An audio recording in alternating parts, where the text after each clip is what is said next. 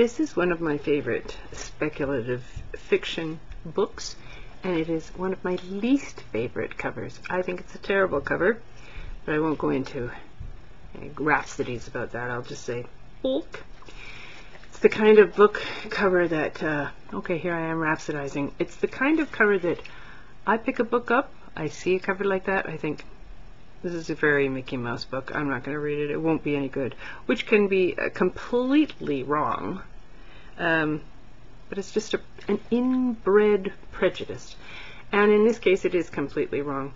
This book by Michael Coney was first published as Hello Summer Goodbye in England. I forget when. 70s. And it was published in the United States as Rax and in Canada as Pallahaxi Tide. It is in fact science fiction, although it reads more like fantasy in a way. It's kind of a precursor to steampunk. Very interesting stuff in terms of the technologies here, which you will soon find out, because I am going to start off right at the beginning of this book, and just to give you a feel for the setting and the character. But what you won't catch is his relationship with Pallahaxi Brown Eyes, because that doesn't come in for a while. And it is it's a coming of age story in many ways, including a very sweet love story. I often think of that day in Alika when my father, my mother, and myself hurried to and fro, assembling a pile of possessions on the front porch in preparation for our holiday in Pallahaxi. Although I had barely reached puberty, I had learned enough of the ways of adults to keep out of the way during this annual event, which always constituted, for some reason, a panic situation. My mother scuttled around with quick movements and vacant eyes, constantly asking the whereabouts of vital items, then answering her own questions. My father, tall and dignified, stalked up and down the cellar steps with cans of distill for his prized possession, the self-propelled motor cart. Whenever my parents caught sight of me, there was no love in their eyes. So I kept out of their way, while nevertheless making sure that my own possessions were not forgotten. I had already secreted in the pile my sling ball, my circlets board, my model groom skimmer, and my fishing net, unassembled. During a furtive visit to the motor cart, I slipped my cage of pet dribbits behind the back seat. At that moment, my father emerged from the house with yet another can in his hand, scowling. "If you want to make yourself useful, you might fill the tank." He set the can beside the cart and handed me a brass funnel. "Don't spill it. It's valuable stuff these days." He was referring to the shortage resulting from the war. It seemed to me that he hardly ever referred to anything else. As he strode back into the house, I unscrewed the cap, sniffing at the heady aroma of distill. The stuff had always fascinated me. It seemed incredible to my juvenile mind that a liquid, particularly a liquid bearing a close resemblance to water, should be capable of burning. Once, at the suggestion of a friend, I had tried drinking it. The basis of distill, this friend had told me, is similar to that of beer and wine and all those other exciting, forbidden drinks that are served at taverns.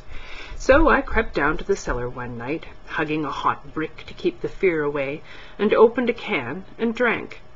Judging from the way the distill burned my mouth and throat as it went down, I was not surprised that it was capable of propelling a steam engine. But I couldn't believe people gained pleasure from drinking it. Sick and dizzy, I spent some time groaning against the outside wall, while the cold crept into my spine. My shivering was due as much to fear as sickness. It was winter, and the cold planet Rax watched me like an evil eye. In Alika, the icy nights of winter can be terrifying. But I always associated Pallahaxi with summer and warmth, and that was where we were going that day. I shoved the spout of the funnel into the tank of the motor cart and tilted the can, and the distill gobbled out. Across the road, 3 small girls watched, dirty mouths hanging open with awe and envy at the sight of the magnificent vehicle. I set the empty can down with a flourish and took up another. One of the kids threw a stone, which clanged against the polished paintwork. Then they all ran off down the road, yelling. Beyond the houses opposite, I could see the tall spires of Parliament buildings, where the Regent presided over the House of Members, and where my father worked in a dingy little office as secretary to the Minister of Public Affairs. My father is a Parle, and the motor cart bore a crest to that effect, hence the kids' resentment. I could sympathize with them over that, but it seemed a shame to vent spite on the cart rather than on my father. I turned to look at our house. It was a large structure in local yellow stone. My mother flitted past a window on some obscure mission of panic. A few sentient flowers groped for elusive insects in the garden, and I remember wondering why the yard looked so neglected this year. Spreadweed was everywhere, proliferating cancerously and strangling the last of the blue pods with emerald garrots. There was something relentless in the visible creep of that weed, and I shivered suddenly, thinking that by the time we returned from our holiday it would have taken over the house and would creep from the wainscot at night, throttling us in our sleep. Drove! My father towered over me, holding out another can. As I looked up at him guiltily, he shrugged, his expression odd. Never mind, Drove. He, too, was regarding the house. I'll carry on here. You go and collect your things. Back in my room, I took a quick look round. I'd always found that I needed to take very few belongings to Pallahaxi. It was a different world there, and there were different things to do. I heard my mother scuttling about in the next room. On the windowsill stood the glass jar containing my ice goblin. I had nearly forgotten it. I examined it closely, imagining I saw a faint film of crystals on the surface of the thick liquid. I looked around, found a stick, and poked the ice goblin gingerly. Nothing happened. During the previous winter, when the distant sun fled tiny across the sky, and Rax was visible as a fearful cold stone at night, there had been a craze among the neighborhood kids for ice goblins.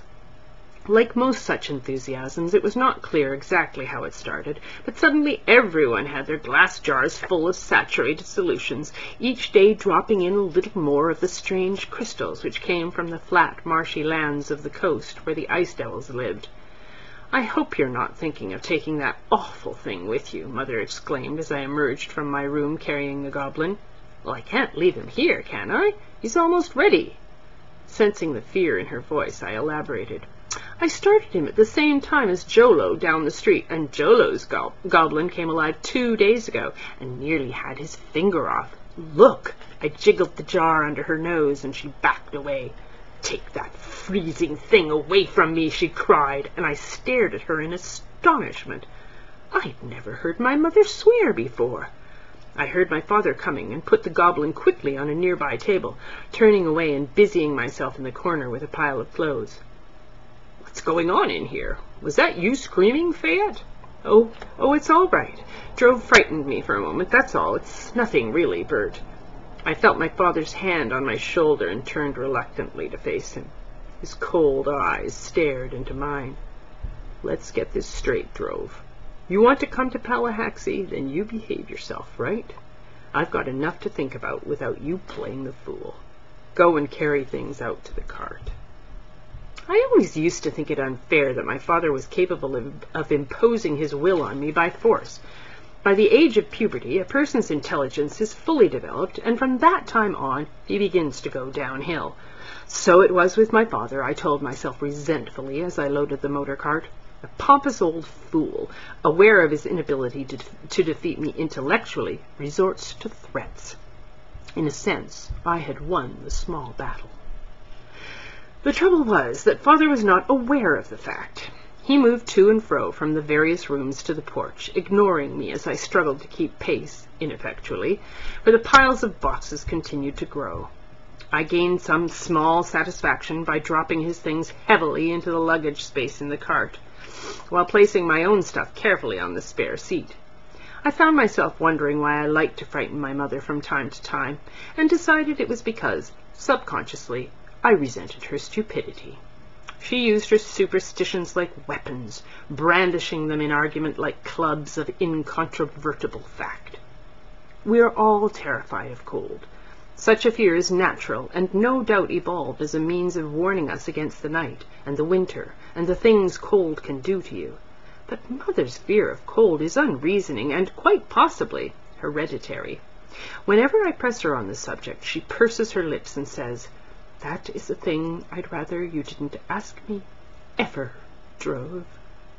In a way, this little speech is perfect, in content, in intonation, in the hurt, mysterious expression on her face. It is pure, exalted theater. What she means is that they put her sister away. It is a simple thing, and it happens to a lot of people, but my mother has succeeded in investing the affair with tragedy and drama. Nobody suffered more over the Aunt Zoo business than I, yet I have almost been able to forget the terror which possessed me at the time, and see the funny side of it.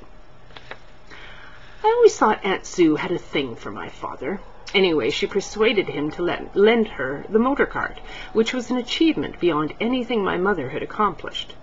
Aunt Sue, who was unmarried, wanted to show me off to some distant relatives. It was a long drive in her locks-drawn buggy, so quite simply she borrowed the motor cart. It was winter. We were about halfway back, in totally uninhabited country, when we ran out of distil, and the motor cart hissed to a shambling halt. "Oh dear," said Aunt Sue mildly. "We shall have to walk, Drove. I hope your little legs are strong enough." I remember the exact words she used. So we began to walk. I knew we would never make it home before dark, and I knew that with the dark would come the cold, and we were not dressed for it. I was intelligent enough, despite the way she talked down to me, to weigh up the possibilities and realize that she was right, that we couldn't stay with the motor cart. Despite Father's exalted government position, even he could not afford an enclosed vehicle such as that used by the Regent. "Oh dear," said Aunt Sue some time later as the sun disappeared and the sinister orb of racks glittered on the horizon. "It's getting cold." We passed a group of feeding Lauren, sitting amongst the branches as they munched noisily, and I remember thinking to myself that if I became really cold, terrified cold, I could snuggle up to one, burrowing into the long hair. Lauren are harmless, friendly creatures, and around Alika they are chiefly used as companions for the lox. On cold days the lox become torpid and semi-paralyzed with fear, and the presence of the Lauren has a soothing effect. Some say it is a form of telepathy. I looked longingly at the Lauren that evening, envying their silky fur and their air of indolent good nature. Although young, I knew what life was all about, and I knew enough to be frightened of Aunt Sue, just a little. Racks had risen above the trees, reflecting counterfeit light with no warmth. "I wish I'd remembered to bring my fur coat," murmured Aunt Sue. "We could cuddle up to the Lauren," I suggested nervously. "Whatever gave you the idea that I would countenance approaching such an animal?" snapped Aunt Sue, fear feeding her temper. "Do you think me no better than a lox?" "Sorry."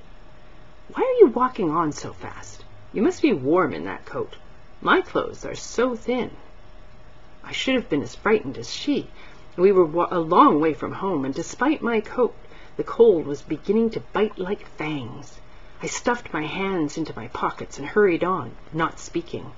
As a child, I was more primitive, and at the back of my mind was still the thought of the Lauren. If all else failed, including Aunt Sue, the animals would look after me. They always did. "Lend me your scarf to wrap my hands in, Drove. I don't have pockets."